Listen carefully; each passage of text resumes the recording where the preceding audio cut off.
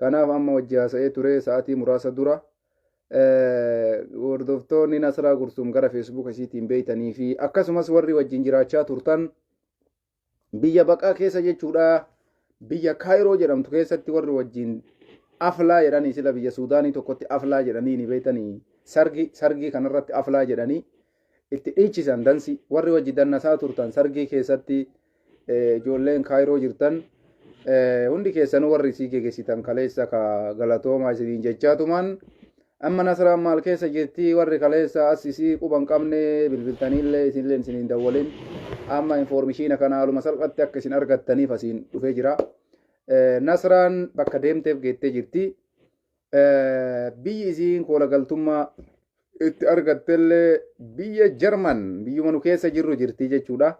Herzlich willkommen sabboontuu Oromoo Nasaraa Gursum siin jenna.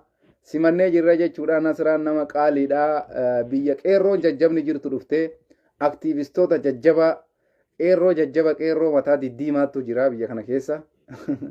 Kanaaf Nasaraan sa'atii kanatti Jarman seentee jirti.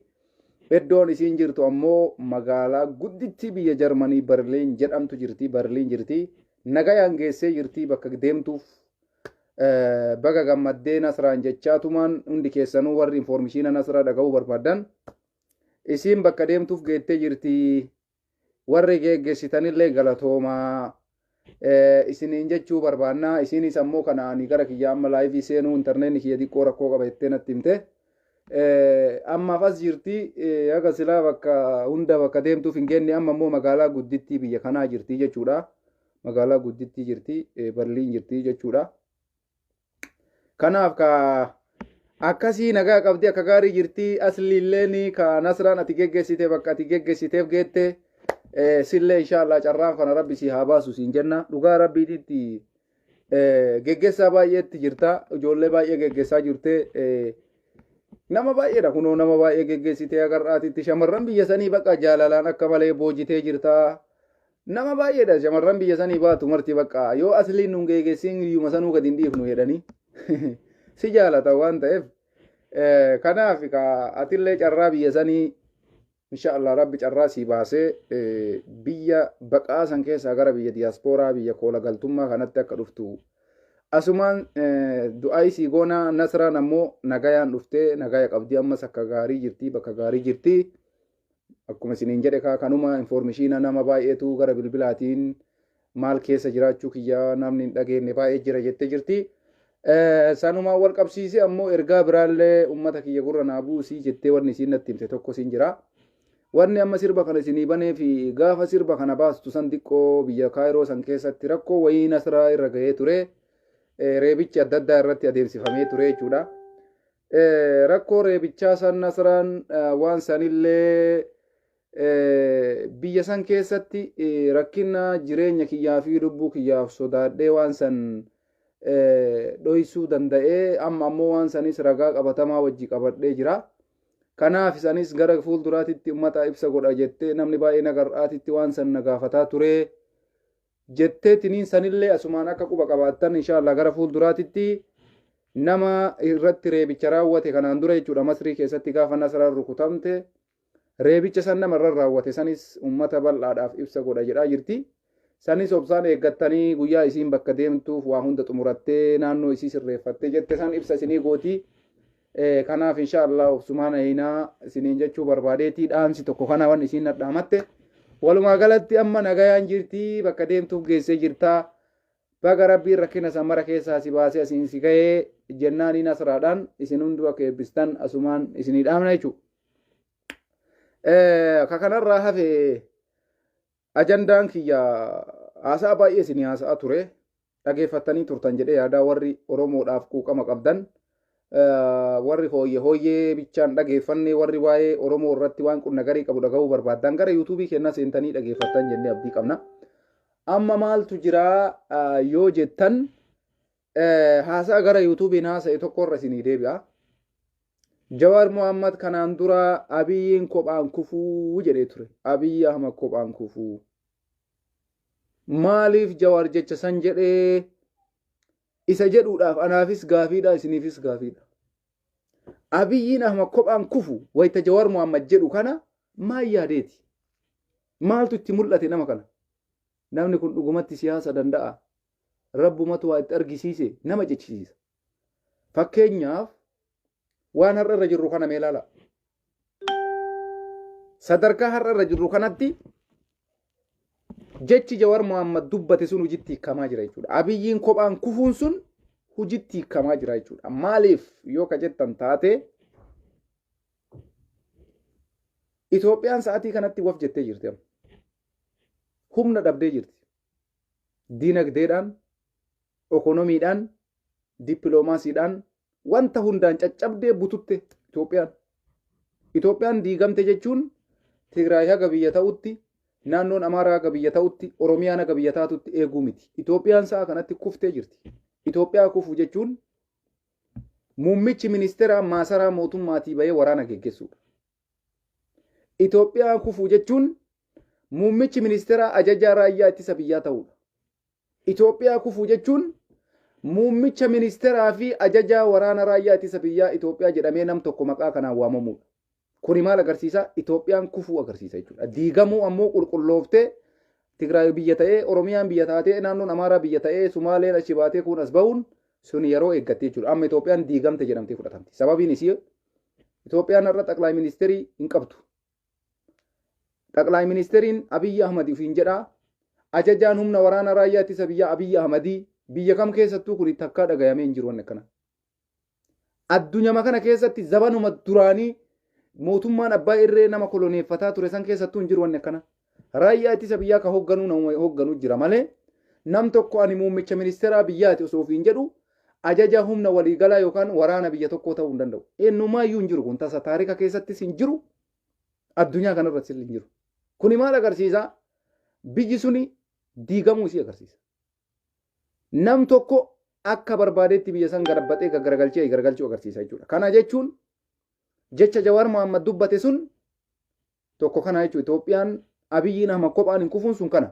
Yeroo Abiyyiin Ahmad muummicha ministeeraa irraa bu'ee ani ajajaa humna waraana raayyaa ittisa biyyaa waliigalaa ta'a jedheetiin gara waraanaa deemu lakki ta'uu hin dandeessu dhaabbadhu ati muummicha ministeeraa Itoophiyaati. Waraana lolchiisuun taatu kunisiifis hin ta'u biyyaafis hin ta'u dhaabbadhu namni isaan jee hin jiru ka. Maaliif biyyi seeraan qabduu naamusni hin jiru waan ta'eef manni maree bakka bu'ootaa hin jiru paarlaamaan biyyattii hin jiru nama tokkotu waan barbaade gaggalabbata waan ta'eef lakki aboo ati muummicha ministeeraati wanni raayyaa ittisa biyyaa bakka buutee ajajaa humna waraanaa taatuuf hin jiru jee namni dura dhaabate hin jiru jechuu kiyya. Kuni maal agarsiisa? Itoophiyaan diigamuudha. Nam tokkochi qofa biyya san keessatti aangoo qabaachuu agarsiisa kun. Diktaatarummaa bira kutee ana jedhame agarsiisa kun likkitara macarrashaa irraa boodaa jechuudha. Sinii galaami fakkeenya nam tokko nuti mootummaa muummicha ministeera Abiyyi Ahmad mootummaa ummataati dimokiraasii filannee ka jedhee dubbatu jira. Tayyib mootummaa dimokiraasii eega ta'ee ani carraa biyya san keessatti hiriira bahuu argachuu danda'a. Gaafii dhiyeessuu danda'a. Paartiin morkattoota hiriira waamuu danda'anii. Warra mana hidhaa jiru hiriira bahuu hin danda'ama. Hidhamtoota siyaasaatii sagalee ta'uu hin danda'ama. Ummanni gadi bahee miidhamne rakkoon nurra ga'ee jedhee gaafii gaafachuu danda'a. Tayyib eessa mootummaa dimokiraasii ta'uu danda'a. Mootummaa biyya tokko keessa gadi baatee gaafii gaafachuu hin dandeenye. Hiriira tokko baatee mormii irra kaasuu hin dandeenye. Namannarraa hidhamee nama kana naa hiiki jettee hiriira bahuu hin dandeenye. Namannarraa du'e awwaaladha jettee hiriira bahuu hin dandeenye. Bishaan dhuguu dhabee midhaan nyaadhu dhabee midhaan kana naa fidi jettee hiriira bahuu hin dandeenye. Kanaafuu mootummaan kun akkamiin mootummaa dimokiraasii jedhamee waamamuu danda'a. Ummanni Itoophiyaa isin sammuun keessan isa kana jechuu kiyya. Nama qawwee balbala si dhaabee, poolisii balbala si dhaabee, dirqamaan hiriira si waamee, yoo nan deeggariin hin jiraattu siin jedhee, yoo nan deeggariin si hidha siin jedhee, yoo nan deeggariin si balleessa siin jedhe mootummaa dimokiraasii Itoophiyaa jettee jala bultaa jechuudha. Dhugaa dimokiraasii yoo jiraate Inspektar Tasfaayee Dheengadda gaazexeessaan hin hidhamu ture. Dhugaa dimokiraasiin osoo jiraate paartileen morkattoota hiriira waaman ture. Ummanni Itoophiyaa walumaa galatti rakkoo isarra ga'e kanaaf hiriira bahee lolli nurra haa dhaabbatu jedhee sagalee dhageessisuu qaba ture. Abbaan kiyya waraana deeme, haati kiyya waraana deemte, obboleessi kiyya waraana deeme, kana caala maaltu nu hafe jedhee ummanni biyya sanii sagalee dhageessifachuu qaba ture. Amma waan ajaa'ibaa isinitti himuu deema. warra gara yuutuubiitiin nu hordofneef jechuudha. Ani garuu laayivii ka dhufe ergaa nasaraa isiniin ga'uudhaaf malee ana isinitti haasa'uuf miti. Isinillee barsiisuuf miti. Kaleessa isinitti himaa turre hin fudhannee har'a ammoo wanni baay'ee dhukkubsannee onneedhaan isinii haasofnuuf hin jiru jechuudha. Aga danda'e abbaan fudhate ijoollee qabsoo Oromoo dhageessu namni waan nu dubbannu jaalatu hundi dhufee bakka nu barbaannetti nu daawwata jechuudha. Isin warri koomantii arrabaatii fi nu diqqeessuu arrabaan muchul gannu gootan hafuura isinirraa baafannee jechuudha akka feesbuuka lash goone. Kunummaan waan tokko jijjiirama kunu addatti. Kunummaan adda jijjiirama bara. Asiin dhufee namni 5,000 laaluurra kara yuutuubiitiin dhufee ijoolleen qabsoo Oromoo qofa geggeessanii fi waa'ee Oromoo dhaga'uu barbaadan dhufanii yoo dhageeffatan santu naa caala jechuu kiyya. Maaliif washakaree feesbuukaa kana dadhabnee jirra waan bu'aa hin qabne koomantii gannu garagalchuu agirii nu darbuu nu arrabsuu nu diqqeessuu mataa nu garagalchitanii waan jirtaniif karoorri keenya amma booda baay'ee gara feesbuukaatiin nu arguuf hin teessanii jechuudha. Amma isinitti himaan isa dhumaa Jawaar Mohammad Abiyyiin kophaan kufu maaliif jedhe sababiin isaa maali? Abiyyiin kophaan kufuun sun hiikamaa jira hojiitti. Guyyaa har'aa biyyarraa infoormeeshina garagaraatti naa dhufe bakka hedduu dawwalee hubadhee maaltu jira biyya keessa jedhee dawwalee hubadhee yaa Ahmad Keenna qaalii kabajamaa jaalatama baay'ee si jaalanna baay'ee si hordofna naannoo keenya kanatti jedhan bulchiinsi gandaa gareef gooxii irraa kaasee naannoo jirru hundatti sabsabaa jechuudhaan balbalarra deemanii karra nutti ankaakka'anii manaa gadi nu yaasanii guyyaa 10f aduu barachuu qabdan leenjii waraanaatiif aduu barachuu qabdanii nuun jedhanii aduu keessatti nu qaqaa oolanii jedhe. Aduu keessatti akka duraanii nama 8 barbaanna nama 200 barbaanna nama 300 barbaannaa miti jedhe. Ilmoon namaa takka walgayii hafuun qabdan jedhanii jedhe. Istaadiyoomii kanarra kan nu yaasanii jedhe akka taphattoota kubbaa miilaatitti aduu gubbaa nutti gadi baatu kana keessa nu oolchan jedhe. Aduu barachuu qabdan nuun jedhan jedhe. Maaliif jennaan waraana deemtuu jedhan jedhe. Aduu leenjii fudhachuu qabdu ushaappii nu dalasiisaa oolan ani amma gara kiyyaa jaarsaa bututee jira rabbiin nu kadhaanaan jedhan. Maali kaleessa isinitti himaa turre Jawaar Mohammad yeroo hidhame isiniif hidhame sagalee taaf isiniin jennee diddanii yoo Jawaarii sagalee taaneen hidhamna jettanii diddanii yoo Jawaarii sagalee taaneen duuna jettanii diddanii har'a akkam jetturee warra guyyaa guutuu wayita aduu keessa isin oolsan jennaan dirqama maal goona reejaan wallaahi kijibaa miti waqasaman billaahi takkatti itti dabalaa hin jirudha saga kottee qeebsaa kan akka qaldiisitti hin fakkaatii wayitan siimaa jiru kan dawwali yoo maatii qabaatte birrii natu sii guuta yoo birrii hin qabaatin yaa ilma abbaa faadha quban qabne yaa ilma abbaa faadhaan dawwalle yaa ilma abbaa faadha isaa obboleeyyan isaa ollaa isaa waan keessa jiru quban qabne dawwali birrii guutadhu yoo birrii rakkina qabaattan isinitti itti isinii guunna dawwala maatii keessa nu badha waan ummanni keessa jiru yookaan dhuftanii kijibdan jeena obboleessoo yoo birrii ittiin dawwaltuun qabaanne naatti hirki saantibii sii guuta wallaahi laziim akka ati abbaa kee haloo jettee jecha yeroo takkallee taatu salaama gaafattu si godhaan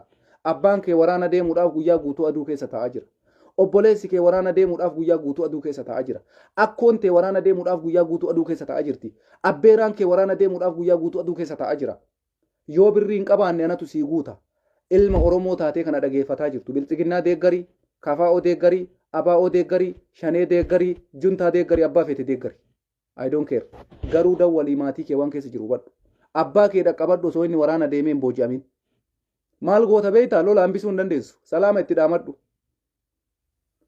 sini galee mahazuuza yoo taateen jiraatta baabaa jedhin dhumate bakka si galee obboleessoo amma nu tanatti deebine isin biyya bulchuu deemtanii nuti abbaan carraa argate haa jiraatu jechaa jirra amma akkasuma jeena warra guyyaanatti himate yoo riskiin teessan jiraatte jiraadhaa jeenii dhiise wanni kun hin jiru ka wanni biraa wanni jedhamu hin jiru ka kaleessa itti himne falmadhaa hin didan ufirraa falmadhaa hin didan ashayyo dhaqaati madfii wayita tokko achi dhaqan nu kaleessa haga onneen keenna nu fanadda'u dirasii iyyinee isinii sagalee ta'a turre Oromoo yoo yaadattan waggaa 3 waggaa 4 naga jammare iyyuu kana gadi dhaabee jechuudha namni bakka nuu kenne hin jiru har'a wayita akaakayyuun kee zarii zartaan kee hundi aduu keessa qaqqabu namni gariin barna ajaa'ibdanii sun ijoolleen gariin ajala deemtanii barreessitan abiyyi deeggaraa akka feetan amma abbaan keessa lola deemaa jiru ijoollee abiyyi deeggartan numa warra isan deeggarre maatima kenna lola oofaa jira abiyyi Ahmad no keessanillee oofaatuma jira warra abiyyi deeggarullee hin jiru wanni akkasii hundi keessan deemaa jirtan bilchiginaa deeggartee dhiifte waraanni sirraa afaan jiru mee dawwalee abbaa kee gaafadhu warrummaan abiyyi jaalattu akka carraa ta'ee mumkin abbaan kee yooma hazuuzii arabni jettu san ta'e jechuun nama riskiin isaa jirtu dilanyaa yoo ta'e carraa kana jalaa bahuu danda'a. Wallaahi yoo saniin ta'in nam tokko afaan jiru nam tokko obboleessoo guyyaa 10 jedhan laalu guyyaa 10 kutaa feetan dawwalaa gaafadha aanaa feetanii dawwalaa ganda feetan hubadha naannoo nagaarraatitti wannan jedhe kun hin jirre isin maasha Allah dha Awurooppaa jirtan jechuu dandeessan warri waan ammaan jedhe kana naannoo keessan hin jirre isin dhugumatti akka waan biyya faranjii jirtaniitti ulaala wallaa dhugaa isinitti maan keessattuu walloon wallaggi karrayyuun boorana salaale shawaa giddu galeessaa kajara kana gaafiin barbaachisu nama ajjeesanii janaazan kaasinaa jaanii ni bira ta'an jara kanniin jechuu nun beeynaa minu bakka mara kutaa wallagga afran booranaaf guji salaaleen shawaa giddu galeessaa walloo janaaza nama ajjeesanii reeffan kaafattuu jaanii ni bira ta'an reeffa namaa irra qaraxa nyaata biyyiin Ahmad reeffa namaa irratti qaraxa mallaqa gaafata nama akkanaa kana kutaa kanniin keessa wanni jiru kana kutaalee biraa arsii akkasi komandoo baaleef arsii arargee jimmaan eessa naannoon biraa naannoon kunniin warra aduu keessa oolaa jiru jarri isinitti himna nuti waa maraan beeyna qabaram waliin sobnu seenaaf haasaa jirra warri aduu keessa taa'aa jiru ummata sikkoomandoo walumatti harargee ummata keenya ka jimmaati kutaan kun sadii warra aduudhaan amma leenjii fudhataa jirudha leenjiiftoota aduun leenjii fudhataa irra jiranidha kutaaleen kuuwwan ammoo qabsaa'aadha jarri sun abiyyi kuffisaa kufaatuma ka kufe ammoo maatiin isaa dhufee janaaza fuudhee awwaaladha wayita jedhu abiyyiin hin kaastu je'an hin kaastu je'eni achitti bira ta'a kutaa akka wallagga afran gujii boorana sawaa giddu galeessaa salaale kana walloo jechuudha jara kana warra nama ajjeesanii reeffi lafaa ka'uun qabu je'anii irratti rasaasaan poolisiin bira dhaabattee eeyduudha jechuudha kanaanuu mootummaa dimokiraasiyawaa riippaabilikii abiyyi ahmad je'aniitiin isaaf jecha bakka dachiin sochooti warra galgalaa ganama abiyyi faarsu abbaan isaa aduu keessa oola guyyaa mee ijoolleen amma abiyyi jaalatan bilbilii maatii kee gaafadhu abbaan kee har'a aduu keessan oolle abbaan kee ushaappii meeqa bu'ee gale gaafadhutti dawwali mee baabaa isin abiyyi deeggartanii ushaappii meeqa buutan je'iin amma bara waan ajaa'iba ammane walii gadduun hin jiru amma maaliif waliin gaddine beeytanii jiraachuudhaaf isin jawaarii sagalee ta'uu diddanii jiraachuudhaaf jechuu jiraachuudhaaf jawaarii sagalee ta'uu diddan maal jechuu gaafa jawaar oromoo hin kolfina waan cimatu as deemaa jira lakka jedhee didu hin dhageenye gaafa inni hidhame sheeka sagalee ta'e qeesii sagalee ta'e qotee bulaa sagalee ta'e dargaggeessa nama kanaa sagalee ta'e dargaggeettii nama kanaa sagalee ta'e namni bakka nuu kennan jiru baay'ee barra jawaartu waraana isin oofaa jiraare jawaartu biyya diigaa jira hidhamuu qaba ittan hiitan baay'ee baga hiitan assayyoo amma lola ka isin oofaa jiru eenyuun Jawaar Muhammad lola isin oofaa jira Jawaar Muhammad shaappii si buusisiisaa jira Jawaar Muhammad aduu keessa si oolchaa jira leenjii fudhattaa jirta leenjii fudhadhu agarte dhugaan nama akkana nama nyaatisa dhumaa irratti takkattiin keessan hafuudhaaf hin teettan tokko ilmoon takka biyya sanitti haga gadi baatanii uf beeytanii nama kana balaaleffattanitti hundi isaa taraa eeggataa jirra jaalila quba qabaadha biyya dawwala maali jirtarree amma jee gaafadha maaliree yaanni keessan jennaan maal jedheen beeytanii kararraa maa jalaa miliineree ayi beeka mootummaan kun kana muluu ummata jumlaadhaan ka oofaa jiru haatu ta'e maaliif karaa jalaan gorreree malli hin jiru tooftaa wayiituu hin jiru akkamiree kararraa jalaan gortanii jennaan hin jiru jedhan karaa guru sababiin isaa nuti wartu maatii qabna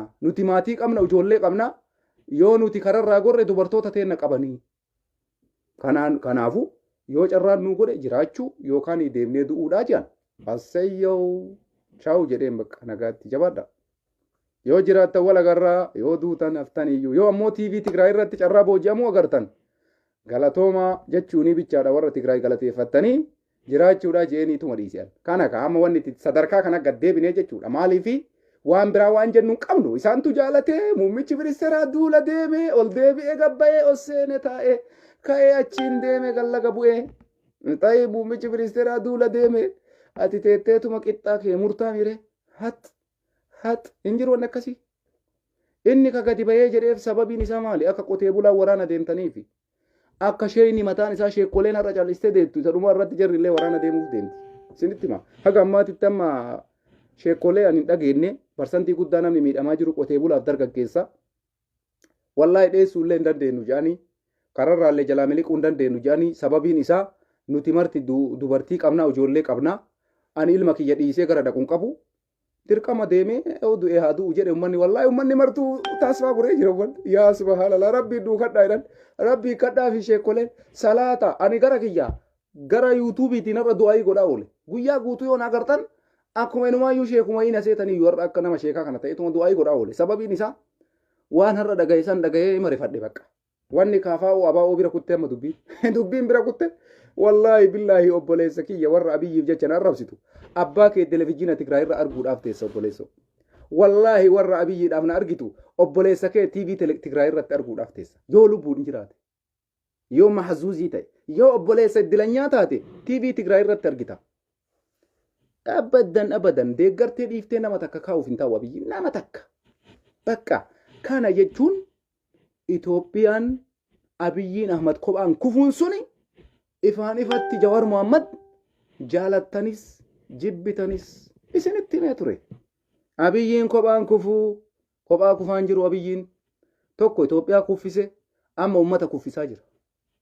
Janii galaamire Itoophiyaa kuffisee lafaan ga'e ummata kuffisaa jira. Ummata kuffisuummaa inni manaan gadi yaasee aduu keessa oolchee borumtumaa maqaazii nama kiinatti fe'ee qamadiin baranaan baddee beeka. Qamadiin hin baddee midhaan barana biyya keessaa hin badee ummatatu makiinaa guutee eessa deeman kun asiin gara Millee gara naannoo Affaariin kun asiin gara naannoo giddu galeessaa Walloo kun asiin gara Wallagga Afranii kun asiin gara zoonii Kibbaa Boorana keessa jechuudha kun asiin gara Shawaa giddu galeessaa kun marti gara na facaatanii mire gaafa kaanii eessarraa dhufte achii dhufe akkamitti dhufte dirqamaan na fidanii xayyib bareeda taa'i kottu waraana adda bilisummaa Oromoolee akkasuma isiniin jaamalee homaa isiniin godhu garuu wallaahi isintu jaalate jechuu kiyyala isintu jaalate ergite tokkotti hin teessan hafuudhaaf hin teessan sheekoleellee nafuuf hin teessan isinitti himaan jala sararee hundi keessan deemtanii loltan quba qabaadha anarra hunda keessan jala sararee kanasitti malaa wallaahi billaahi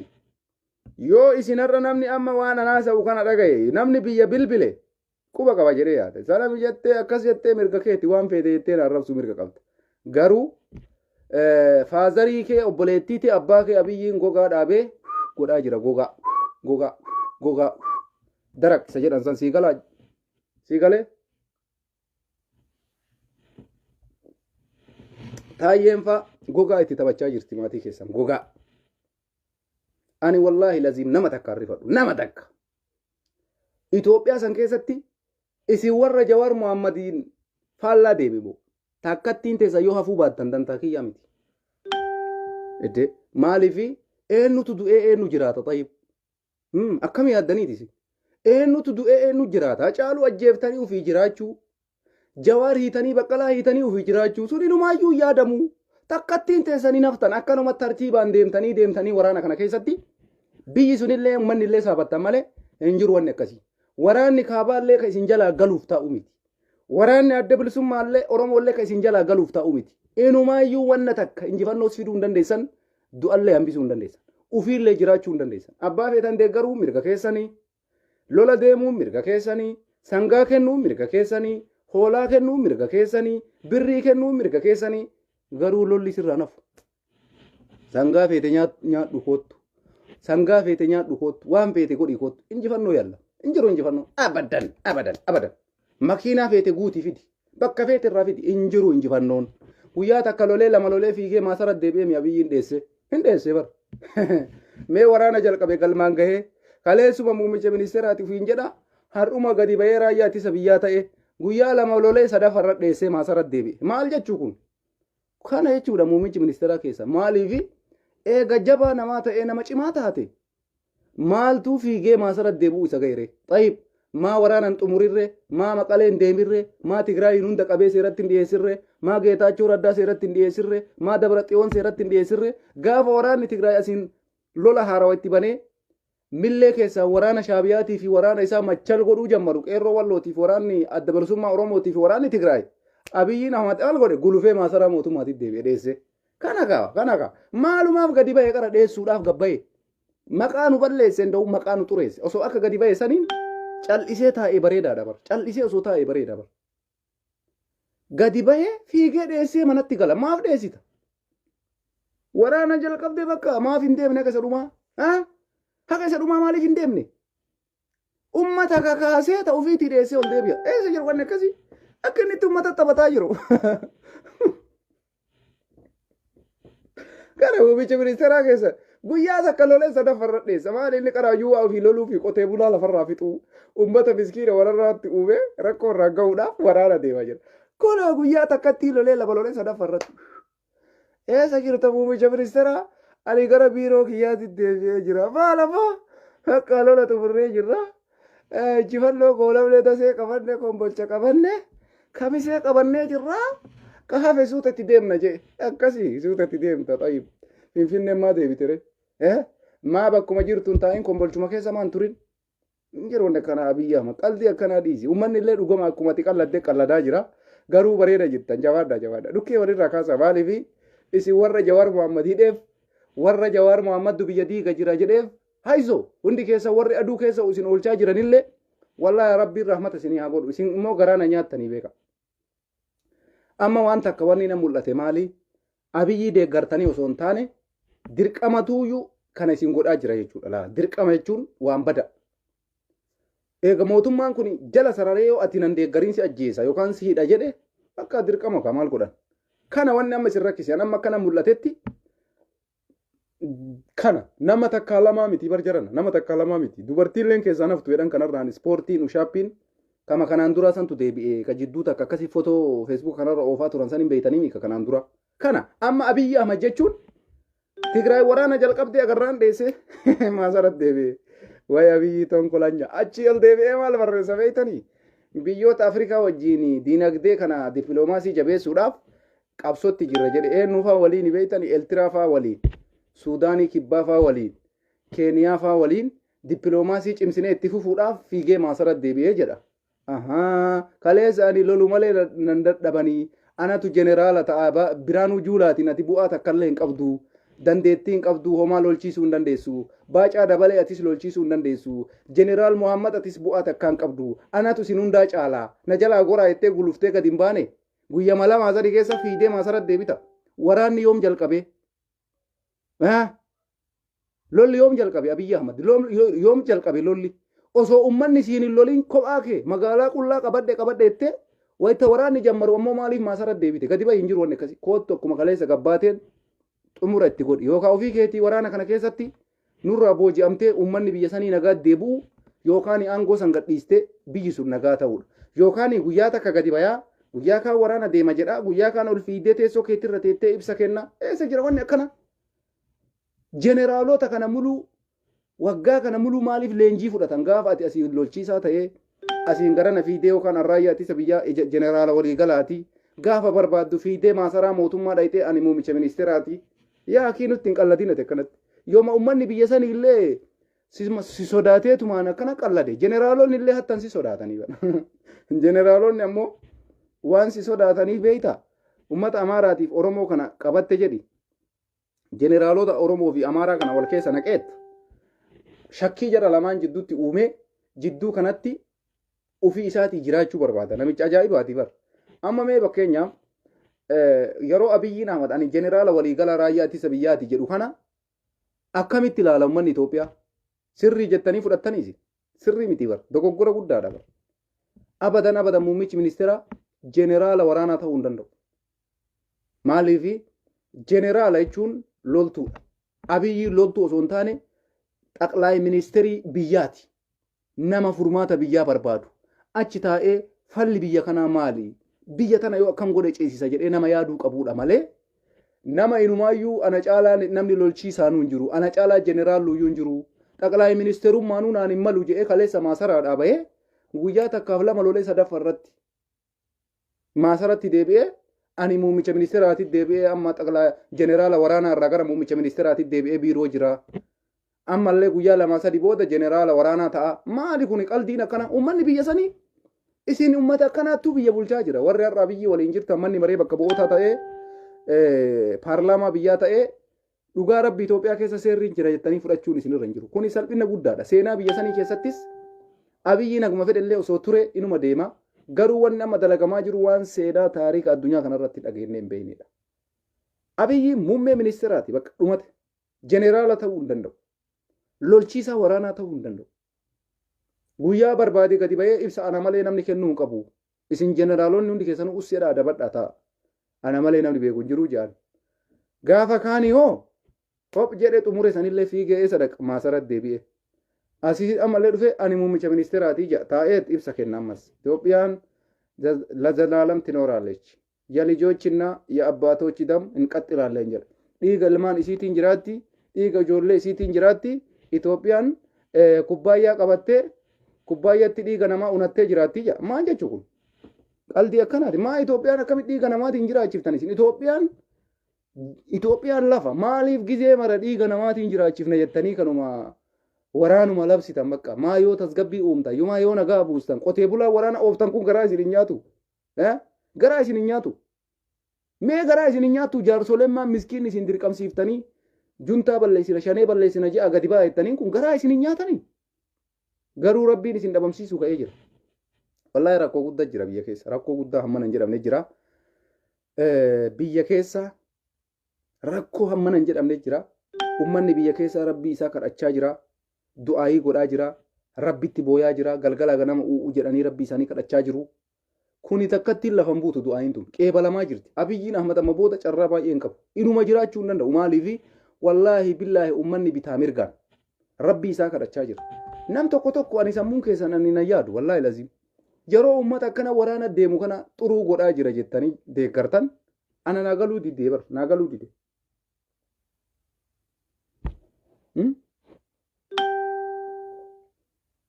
Sanuuyyuu mee waraana kana keessaa maaltu argamaa jirame? Mee bu'aa maaliitu argame? Mee amma ijoolleen bilchiginnaa waa takka isin gaafadhaan. Yoo amma waraanni Tigraay dhufee kombolchaaf dasee qabate maal jettan Xayyibeesh? Mee yaadni keessan maal fakkaata asirratti? Mee asirratti maal yaaddan? Fakkeenya Abiyyiin amma kombolcha qabadhe jedhe dasee qabadhe jedhe kamisee qabadhe jedhe yoo kamisee keessaa baasanoo amma akkam gootan? Xayyib humna biraa fiddanii dhuftanii ammallee qotee bulaa gabaree biraa walitti qabdanii fiddu. Kuni maa inni ree injifannoodha kun? Waraana jalqabe xumura ittiin goone inni ka'ee Finfinnee deebi'e. Waraanni Tigraay edana itti marsee waraana Abiyyi Ahmad ka kamisee jiru ka kombolcha jiru ka dasee jiru macaq achi dheessanii shawaroobita mallee gara duubaatti saq. Xaayib achirraa milishaa aduu keessa oolchanii guyyaa takkaaf lama qotee bulaa kenna gabaree kenna miskiina aduu keessa oolchanii aduu itti babbaasaniit maali jennaan leenjiidha jedhaniini amma bar leenjii akkasitti dhufe leenjii aduudhaan leenjisanii guyyaa 10 achi booda maal godhu waraana deema gaafa sanillee Abiyyiin gadi bahee inee kana gee jammiroo izamtaalloo wadeet wada ጦር ኦሆ ጀግና ጠቅላይ ሚኒስትር አብይ አህመድ ከነገ ጀምሮ ይዘምታሉ ይላል። እኔም ይዘምታሉ እሱም ይዘምታሉ ለሀገሬ ይዘምታሉ።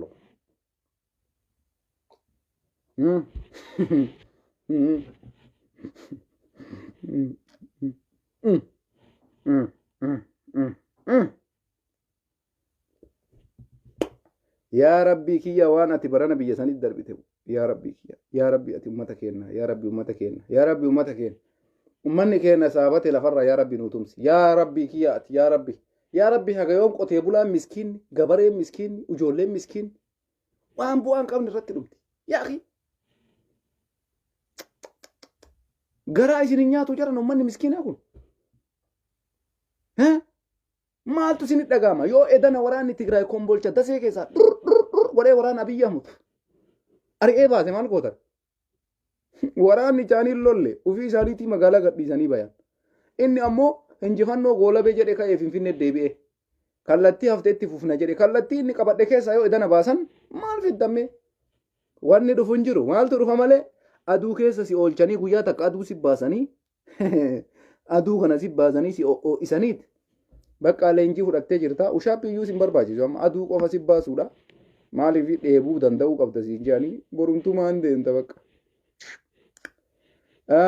abbichuu inuma gooteef Itoophiyaa dhukkeetti kaase warra Jawaar Mohammad ganemu abadan akkanatti hojii jiraachuun inumaayyuu hin barbaachisu dhugama waliif hin naama yoo isin jawaari sagalee ta'uu diddan nutillee gizee dubbiin akkana jabaatu kana akka lukkuu sanitti kekkek jechuun alatti gaddi takka hin jiru. Maa gaddi namaa? Isin warra kaleessa hayyoota Oromoo sagalee ta'aaf jennee nu diddanii miti. Amma loltanii yoo isin dirree waraanaa zamtaan loo jettan maan nu galche zammatu. Hiduu hullu. Wallaahi nu galchu dhugaa isinitti himan. Kekkek allaqe. Dantaa yalla. Hundi keessan nam tokko nafina. Deemaa marti keessan. Uummanni miiliyoonii 100 wayii dhaqaa lola. Hiduu zammatu. Hin zammanna jettanii tokkollee nafina. Tokko. Akkama OBN irra yaatan saniin dhaqaa lola. Dhaqaa akkasumatti. Wayita kaleessa biyya san keessatti waan bu'aa qabutu kana. Namni kun lakki isin hin fayyadu isin miidha jennu lakki nu miidhu. Inni abbaa jaalalaati. Inni dhiiga keessaniin Itoophiyaa ijaaraa jedhaa jira. Dhiiga keessanii. Aduu keessa isin qaqee dhiiga keessaniin Itoophiyaa ijaaraa jechuu jira. Nu ta'ee jira eega isin jettan namaan na dhibere haizoo. Wanni biraan jiru. Isinii eega ta'e namaan na galche.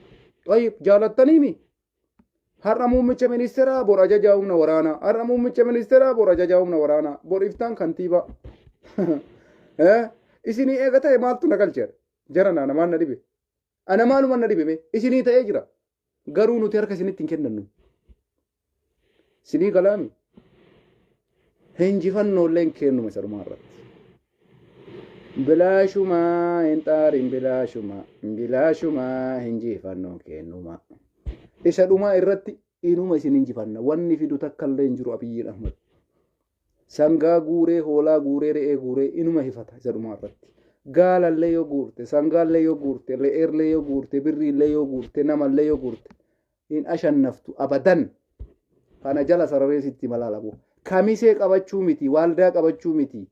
Dhayxee Aksuum qabachuu miti. Maqalee osoo qabattee injifachuu hin dandeessu.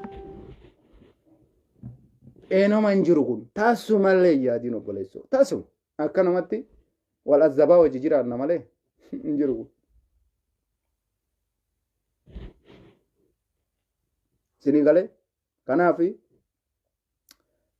rakkoo guddaa jira biyya keessa. Rabbii warra biltsiginnaa deeggartan takka takkaan dirree waraanaa isinaa oofu. Allahumma amiin. Amiin. Allahumma amiin. Amiin. Allahumma amiin. Amiin. Warra ijoollee biltsiginnaa deeggartan abbaan keessan osoo nafin haati teessan osoo nafin akaakayyuun keessan osoo nafin inshaallah naannoo kaabaa yookaan waraana adda bilisummaa Oromoo irratti waraana irratti hirmaattanii keessan qofa Rabbi nu haa dhageessisu. Amiin. Amiin. Amiin. Takkatti jechuudha takkatti warra biltsiginnaa deeggartan jechuudha. Isintuu waraana jaalata waan taataniif tokkochi keessan obboleeyyan keessanis osoo nafin waraana irratti akka hirmaatu abdii qaba. Abdii guddaa qaba. Maaliif isin jalqaba yoo kararraa nu jalaa goortan malee furmaan hin jiru waan ta'eef akka jirtaniin jalqaba warri Abiyyii deeggartan waraana irratti hirmaadha. Jalqaba aduu keessa namni ooluu qabu isin deeggartoonni Abiyyi Ahmad adda durummaadhaan uf kenna. Akkuma Fayyisaan Leellisaa uf kenne, akkuma Saaliyaan Saamiifaa uf kennan hundi keessan uf kennaatii deema. Haguma saniinuu bu'aan nuu bu'aa bara osoo keessaa qannaftanii osoo isin keessaa xiqqoo qannaftanii bu'a jira bara bu'atu jira bara. Dhayxanii si warra Abiyyii deeggaru kun dhayxanii yookaan injifannoo goolabdanii yookaan booji'amtanii bareedaa barsila bareedaa bara. Kanaafuu carraan jalqaba waraana irratti hirmaachuu qabu deeggartoota Abiyyi Ahmad ta'uu qaba. Isinii galaami nama Abiyyii jaalatu abbichuu koo abbaa malaa abbichuu koo abbaa jaalalaa warra jedhu akka Mustaafaa Jaarraa kanniin jalqaba irratti sallabsiisuun dirqama jara akkanaa kana. Achi booda hoo dirqamaan uummata kaanis itti dabaluu dandeessan. Jalqaba adara akkas nu godhame Adaanech Abeebee mee waan kana bichaa hojirra naa oolchi. Mee nama isin deeggaru nu lolchiisa Rabbi jedha. Awwalamee akkasuma nu godha. Gaafa sannullee dhukkubsannee xiiqiidhaan isiniin lollaa bara. Mee nama isin deeggaru bichaa nu lolchiisaatiin nama nagayaa uummata isin hin deeggarre keessaa hambisame. Mee tana nu hojjedha isin dhuguma biyya sanii yaaddanii dhuguma nagaa Itoophiyaa barbaaddanii mee deeggartoota Abiyyii qofa jalqaba waraana irra hirmaachisa. Booji'uun hin jiru sila takkattiisi. Himan booji'amu sanisu. Bakka silaa deemteef geessuun alatti booji'uu takkallee hin barbaachisu jechuudha. Kanaaf osoo akka gootanii bareeda. Garuu yoo isin wal keessa maytanii uummata nagayaa as guurtan sirrii miti. Deeggartoota biltsiginnaa qofa adda durummaadhaan awwala sarrafsiisa. Awwala irra sarrafsiisa. Hinjifannollee akkasii fiduu dandeessan. Yoo akkas hin godhin warri isin hin deeggarree fiddanii yoo keessa maytan harka kennachuu malee namni rasaasa tokkosu hin jiru. Namni rasaasa takka dha'u hin jiru. Amma qotee bulaan isin aduu keessa gubaa jirtan kuni waan qawwee tokko see isin injifannoo isin goolabu isin fakkaata abadan hin yaadamuyyuu malee eenyumaayyuu gabareen maal qonna isaatiin alatti maal beeka waa'ee lolaa keessa. Sanumaanuyyuu waraanni marsee harka kennadhaa jennaan harka kennachuu bicha. Kanaaf kantiibaa magaalaa Finfinnee Adaanech Abeebee dabalatee Shimallis Abdiisaa Abiyyi Ahmad agasiin bahuttu mee jalqaba carraa deeggartoota keessanii kenna. Deeggartoota keessa warra galgalaa ganama nu arrabsu warra galgalaa ganama yoo Abiyyiin hin jiraatin anis hin jiraadhu jedhu maaliif jara kanaa carraan kennine warra osoo ati jirtu si dura qabsaa'uu barbaadu jara kanaa carraa kenni ati cal jedhii maasaraa keessa taa'ee jiraadhu. Dhugaa siin jedha Abiyyi Ahmad maaltu si cinqesi maal gootaa dirree waraanaa deemta. Ijoolleen si jecha wareegamna jedhanii galgalaa ganama nu arrabsan baay'ee jira jara kanaa carraa kenni. Jarri kun dirree waraanaa deemanii qabsaa'anii. Dhugaa sitti himaan. Maaliif furmaanni akkasii mi jedhan akkam jettanis wanni kun gaariidhaami. Akkastu bareeda jedhan. Abiyyiin ofii isaati haga lolu nama amma jalaan arrabsu jira. Nama kanaa carraa kenniteefi namni kun dhaqee bakka bu'ee leenjii fudhatee guyyaa takka aduu keessa olchitee guyyaa lammaffaa deem jettaani allaqee dhumate saniin gara kaanitti ati maaltu si oofe gara waraana. Ati muummicha ministeeraati adabadhuu taa'e. Ijoollee tanniini carraa kenni. Ijoollee galgala ganama arrabaan nu mataa nu garagalchitee agrii nutti kenniti ija nutti babaafti nu arrabsiti jara kanaa carraa kenni. Jarri kun haa dhaqaniitiniin juntaa booji'anii haa fidani. Jara kanatti kenni carraa. Maal gootaa deemtaati? Itti kenni ijoollee baay'ee si jala jiran argitu. Itti kenni achaa deemtu. Bakka deemaa jedhiin jiraan ati wannummaan gasi baasee maasaraa si baasee achi deemtee ibsa kennitu si malee namni qabsaan hin jiru ana malee goonni hin jiru eessa jiroonni akkasii yookaan Itoophiyaa jiraan jirtu.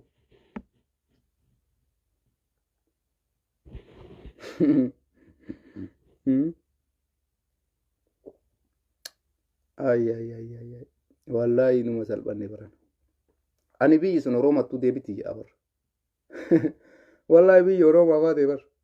Dhugaa isinitti wallaahi billaahi biyyi Oroomaa baate. Biyyi Oroomaa deemuuf deemuu hin deemtu. Inuma biyyi sun baddeerti. Biyyi badde. Namni tokko namni waraana irraa hafaa jiru hin jiru. Warjara naadii har'a taasifaa muradhee jira bakka har'a bilbilee taasifaa muradhe taasifaa muradhe. Maaliif akka nam tokko hafaa hin jirre waan argeef amma falli jiru tokkochi deeggartoonni biltsiginnaa dura sallafuudha carraan jiru takkatti. Achi booda deeggartoota biraa dirqamaan itti aansuudha malee Abiyyi Ahmad amma fala san barbaadadhu malee wanni biraa takka hin jiru. Ani gara kiyya amma wallaahi haadha bakka hedduu naa dhufee informishiinni lakkoofsa naa kennanii dawwalee bakka garagaraa waanuma wal fakkaata deemaa jira. Waanuma wal fakkaata kutaa sadi keessatti leenjii aduutu kennamaa jira. Arsii, Baale, Harargee, Jimma leenjii aduu fudhachaa jira waraana deemuudhaaf. Warri kunoo Wallagga Afran, Boorana, Gujiin kun Salaaleen kun warra Abiyyi Ahmad dura dhaabatee ofirraa faccisaa ka du'e ammoo reefa isaanii irra taa'anii Abiyyiin Ahmad reefa akkan awwaalamne irra taa'uudha. Bara asumatti Oromoo laalame Oromoo nama bakka lama jirti. Kutaan amma maqaa isinii dha'u Arsii, Baalee fi Harargeen Jimma warra Abiyyi Ahmadii waraana deemuudhaaf aduu keessa walitti qabamanii taa'anidha. Aduu itti baasaa oolan leenjii kennaa fi oolan jechuudha. Kutaa afran kana. Kutaan afurii kuwwan hafe walloo dabalatee asiin Shawaa kanallee giddu galeessi kun Salaalee kana keessa maraa miti wal keessa kunis. Jarri kun ammoo lolaanii jiran Abiyyiidhaan. Booranaaf Wallagga akkuma jirutti lolaanii jira. Jarri kun hin lola waan takkan jedhan aduu ho'ifatanii guyyaa takkaaf lama booda waraana deeman isaan. Waraana deemuwan. Kuni salphina guddaa daar. Wallaahi billaa salphina guddaa. Maal ta'a yoo akka Wallagga falmatuuf falmattanis. Osoo akka Wallagga falmatutti isin falmattanii Abiyyiin Ahmadarra silaa gana turuu danda'a. Hin danda'u warra. Osoo akka Walloon falmatutti isin falmattanii Abiyyiin irra turuu danda'a. Hin danda'u. Osoo akka Gujii Boorana qabsoo jirutti kutaan ammaan dha'e kun afran illee aduu keessa taa'uu dhiiftanii Abiyyii falmaa jiraattanii. Silaa kun martiin dhufa. Silaa wannummaan isin aduu ho'ifattanii achi booda waraana deemtaniif hin jiru. Amma ammoo kaleessa isin kadhannee nu diddaa waan ta'eef amma ammoo karaan keessan duuda lukkuu isin haa ta'u isiniin jenna kaa wanni goonu hin jiru. Wallaahi carraan biraan jiru. Kaleessa isin kadhannee dadhabnee jirra. Amma ammoo Rabbiin guddaan rahmata isinii haa godhu. Bakka isaan bira kuttetti ani gara kiyyaa kaleessa iyyaa ture akka ilma Oromoo tokkotti jarana lakkaa jarana Abiyyiin kun isiniin ta'uu homa takkallee isiniin godhuu deeggartanii dhiiftanii duuti isin irraa hafuudhaaf hin teessu deeggartanii dhiiftanii waraana deemuun keessaniin oolu deeggartanii dhiiftanii lola deemuun keessaniin oolu lakki akkasiin je'ini abiyyi deeggarraa lolan deemnu rakkoon nurra ga'u jiru jechaan turre xaayib amma maaliif aduu ifattarree waraana deemuudhaaf deeggartanii dhiiftanii maafi faayida wallahi faayidaan hin jiru warra isa kuffisee kufaa jiru samtu caalaa jechuudha walloon haa xiqqaattu haa guddattu korbeeyyii abiyyi ahmad keessaa takkatti gurra qabee yoo itti baay'atte akkasitti kuffisti malee jala ciiseetii miti.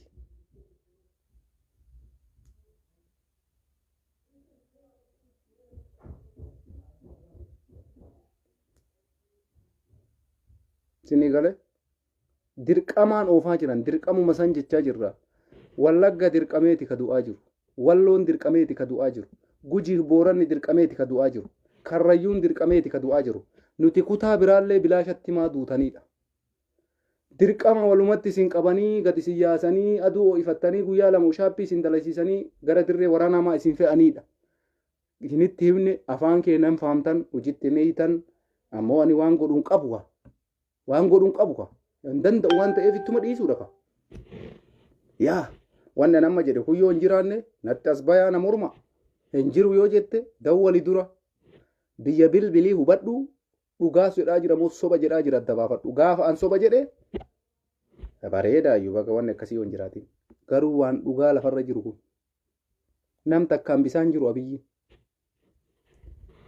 yaa kuni waan lafarra jiru waan ta'eef rakkoo guddaadhaa isiniin jechuu barbaadeeti kanaaf uummanni keenya tokkummaa yoo dhaabattan dhaabbachuu yookaan duula mililik jettanii gadi yaatanii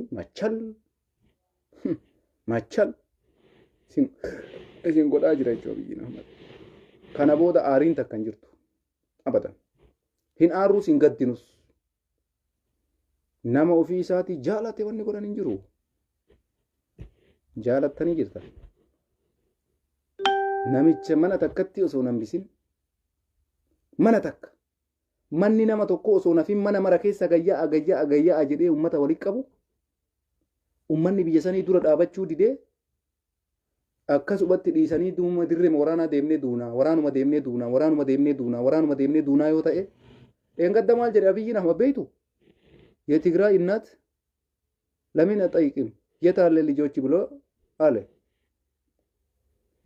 ሀራ አሞ ujoollee oromoo hawwota jalaa guure hunda isii naannoo Tigraayitti oofe ka booji'ame san keessaa maatiin isaa nam tokko namni abiyyii gaafate jira hin jiru isa dhiisaatii warri manatti hafe leenjii fudhataa jira guyyaa galgalaa ganama ushaappii aduu kuni maaliif ta'a xaayib akkana biyya ijaaranii akkanatti biyyi Itoophiyaa qayyaramti Itoophiyaa akkanatti hallaaq Itoophiyaa akkana ijaaranii no abadan injifannooleen hin jiru waraanni isin xumuramu tara matara akkanumatti dhumaafuuf qopheessuudha malee carraan isin qabda yaa uummata Itoophiyaa yaa uummata Oromoo bal'aa dhugaasii fi maal waraanni kun hin xumuramu kana jala sarara hubadha dhugaa isinitti hima warri har'a leenjii fudhattanii abiyyiin leenjii isinii kennaa jiru bunkiin boriififtaan yoo abiyyi ahmad kana waraanni Tigraay fi waraanni adda bilisummaa Oromoo daseef kombolcha keessaa itti dhahee kaasee shawaroobitti galche warri har'a deemtan achumatti haftu addisiin kabira warri kana har'a aduu isin ifachiisaa jiran isintu dhufa gaafa isin dhuftanillee maal godha waraanni magaalaa san gadhiisee isin jalaa baya maal godhare of duubatti isin jalaa deebi'a of duuba gaafa isin dhayxanii fi bakka siltii waraana isaanii geettanii fi bakka itti mijjaa'u geettaniif ammallee bitaa mirgaan isinitti garaagarana kunillee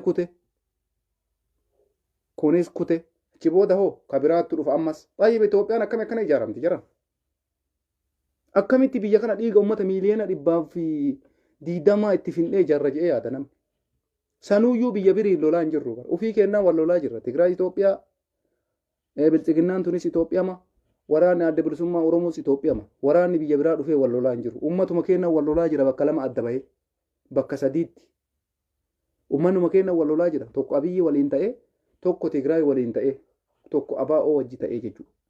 Achi nama lama nu lola. Fakkeenyaaf abiyyiin humna amaaraa dabalatee waraana biraallee liqeeffatee waraana adda bilisummaa Oromoo fi waraana Tigraay rukuta.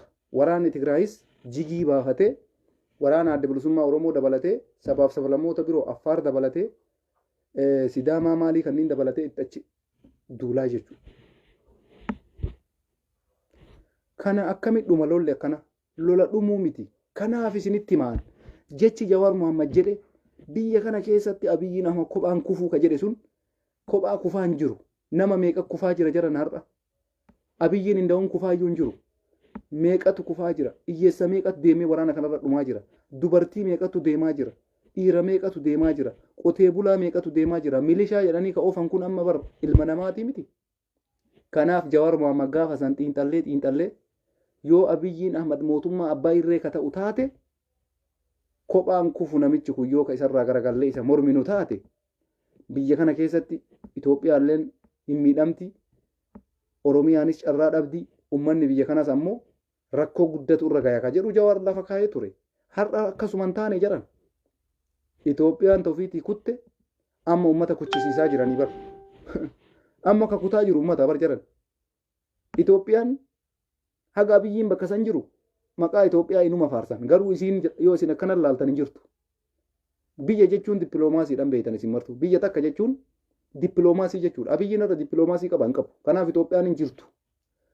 Itoophiyaan inni jedhaa jiru footoo isaa qofa. Gaafa Abiyyiin bakka sanii ka'e waa'ee Itoophiyaa Allahu alam haqisiin haasa'amtu. Maaliif har'a wanni inni jedhaa jiru ofii isaati achi jira Itoophiyaa jedhee waa'ee kanaa faarsa malee akka Itoophiyaatitti akkuma isiniin jedhu an biyya jedhee biyya takka ka beekuun dippiloomaasiidhaan bakka. Dippiloomaasii biyyoota garaagaraa waliin walitti hidhata jechuun diinagdeedhaan investimentii garaagaraa waa baay'eetu jira ka biyya takka waa hedduu barbaachisa. Kanaaf jechi Jawaar jedhe Abiyyiin kophaan kufuusan har'a gabaree meeqa kufaa jira, qotee bulaa meeqa kufaa jira, liyyuu haylii meeqa kufaa jira, milishaa meeqa kufaa jira, faannoo meeqa kufaa jira, humna addaa Amaaraa meeqa kufaa jira, Kasumaalee meeqa kufaa jira. Kuni marti kufaatiidha bar. Ganaa kufaatuma jira dhaabachaa hin jiru ammas. Jawaarii kana Rabbitu isa beeksisee akka inni itti yaadee jecha kana jedhe Allahu rabbumatu beeka. Kana rabbumatu beeka. Kanaaf innis akka isa dhumaa irratti yoo deemellee ummata baay'ee akkuma isin agartan kanatti kutee jira. Namni baay'een agammaatu isaa ban qabu namni dhume haganaa dhumuuf deemu caalaa gaafa inni hifatee ummatti kana baqqana ga'e ummata kana caalan fixuu qotee bulaan hafaan jiru gabareen hafaan jiru jedhee gaafa inni abdii kutatu innis kute biyyis kutte jedhama. Waliigalatti ummannis wajji deemaa jira isiniin jechuu barbaadeeti. Kophaan kufuun suni Abiyyiin kophaa kufaan jiru kana qama argaa jirru maaliif ummanni biyya sanii hundi deeggaree jira. Amma biyya san keessatti wanni Abiyyiin namni dura dhaabatu dhabameef sababii beeytu sababiin isaa waa lama. Saba lamatu waliigale sabni lamaan waliigale kuni saba Oromootii fi saba Amaaraati. Oroo Amaaraa warra jedhan kana jechuudha. Jarri kun lamaan humna jabaa qabu. Jarri kun lamaan humna isaanii kanaan namni isaan dura dhaabatu hin jiru. Fakkeenyaaf yoo Tigraay fudhattan Tigraay humna jabaa qaba. Garuu kophaa isaa humna kana dura dhaabaan dhaabbachuu hin danda'u. Maaliin jechuudha mana maree keessatti fakkeenya mana maree bakka bu'oota uummataa paarlaamaa biyyattii keessatti humna poolisii keessatti gara federaalaa irratti humna kana lamaantu har'a humna qaba. Humna waraana Abiyyi Ahmad Oppodiyoo Oromiyaatii fi ta naannoo Amaaraa jechuudha. Fakkeenya dammaqaa fudhadhaa naannoo Amaaraa irraa Abiyyi Ahmad fudhadhaa Oromiyaa irraa. Shimallis Abdiisaa fudhadhaa naannoo Oromiyaa irraa itti aansaa namicha kana ka amma naannoo Amaaraa laaqinnat maalii ka jedhan addisii amma fidan kana walumaa gala pireezidaantii naannoo Amaaraa san dabalatee ammoo dippiloomaatota akka Gadduu Andargaachoo dabalatee Oromoo keessaallee namoota akkanaa kanniintu Abiyyi Ahmadiif da'oo ta'anii akka inni osoo fedhellee balleesse yoo inni irra gabbayee ani raayyaa ittisa biyyaa jeneraala ta'a jedhullee okee jedhaniini yoo inni boros deebi'anii xaqalaay ministeerii hojiillee okee jedhaniini jarri kun walii galan. Osoo jarri kun lamaan lakki sirrii miti abboo ati garana deemuun kun ati muummichi ministeeraati taa'ii jedhee namni isa mormu hin jiru. Maaliif kanaaf biyya san dandamachiisuun ulfaataadha. Sinii galaami Tigraay wanni isiin aangoo gadhiistee gaateef saba kana lamaantu dhiibbaa irra godhe. Oromoo fi Amaarri kun dhiibbaa itti godhanii garaagaraan cinqanii jennaan qawweedhaan uummata kanaan bulchuu jettee gaafa jalqabaa mootummaa ce'umsaa Abiyyiidhaaf carraa laatte jechuudha. Amma nama Abiyyi irratti dhiibbaa godhutu hin jirre. Bitaa mirgaanuyyuu namni Abiyyi irratti dhiibbaa godhu hin jiru. Abiyyiin isinitti maal? Uummata biyya sanillee haga barbaade machaal godhee kaan waraanatti oofee biyya sanillee waan barbaade godhee hattan biyyaayyuu gurgurachuu hin danda'a Abiyyi. Biyyumaayyuu. sababiin isaa jarri kun lamaayyoo isa mormiin biyya san dabarsee Itoophiyaa yoo barbaade Eertiraa kennuu mirga qaba. Namni dhoorgu hin jiru. Dhugaa isinitti hima. Isin nama dhiisaati, nama waraanarra oofuu dhiisaati. Namni osoo inni dabarsee Itoophiyaa gurgurate maa Itoophiyaa gurgurte jedhuu waan jiru natti hin fakkaatu. Sababiin isaa har'a biyya keenya keessa seenee waraana geggeessaa akka jiru waraana Shaabiyaati. Kana namni mormu hin jiru. Maaliifi waan nama jedhu kana lamaantu walii gale. Paarlaamaa yookiin federaala irratti jarri kun lamaan haga walii galuu dhabanitti Abiyyiin Ahmad akka barbaadetti fataa zanaa jedhee luka isaa saqqalee yoo fedhe Adaanech Abeebee achi kaafatee kantiibaa magaalaa Finfinnee jedhee ibsachuu danda'a. Akka fedhe bariin. Wallahi Abiyyiin kun nama ajaa'ibaati. Yoo fedhe kantiibaa magaalaa Finfinnee ana muummicha ministeeraa kantiibaa magaalaa Finfinneeti jechuu danda'a. Fedhu achi dhaqee mootummaa naannoo Oromiyaati. Mirga isaati. Wallahi maashaallah. Jabaadhoo yaaki. Akkana bakka biyya bulchuu jechuun akka kee kana malee akka biyyi biraa callistee bakka takka teettu sanii miti. Bakka jijjiiradhu. Kaleessa raayyaa ittisa biyyaa ture jeneraala har'a kunoo xaqlaay ministeriidha biiroo jira. Bor yoo barbaade dhaqee Adaanechiin karaa gorii ati hin dandeenye ani kantiibaa magaalaa Finfinneeti jechuu mirga qabda. Bravo. Akkana bakka itti taphadhu akka barbaadde garaa galchi. Yaa Itoophiyaa. Wallahi biyya ajaa'ibaati. Biyyuma ajaa'ibaa keessa jirra. Biyya teenya sammuu yaa salaam. Inuma ajaa'ibuma godhe biyyiin Itoophiyaa. Inuma ajaa'iba godhe ishaara.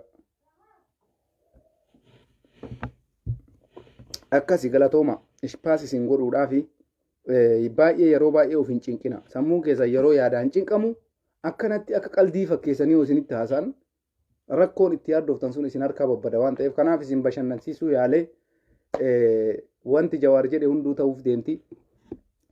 Abiyyi Ahmad ati jabaadhu. Torbee kana keessa yoo dandeessemee mootummaa naannoo Oromiyaa ta'uu yaali isin jaa Abiyyi Ahmad guyyaa lama sadiin kanatti. Maaliif obbo Shimallis Abdiisaa achi kaafadhu. Akka guyyaa lama sadii mootummaa naannoo Oromiyaa ta'itiniin laalibe. Raayyaa ittisa biyyaa taate ol deebiteerta. Amma baqqamee gara Oromiyaa sangakkootti yookaan Adaanechiin achi kaafadhu laali. Kalaqa wanni biraa wanni isin jennu hin jiru. Amma hojiin kee kanuma ta'e. Ana malee namni hin jiru akkuma jettetti jabaadhu isin jaa. Nagaan bulaa fayyaa ta'a. Isin bashannansiise jedhee yaada. Halkan gaarii.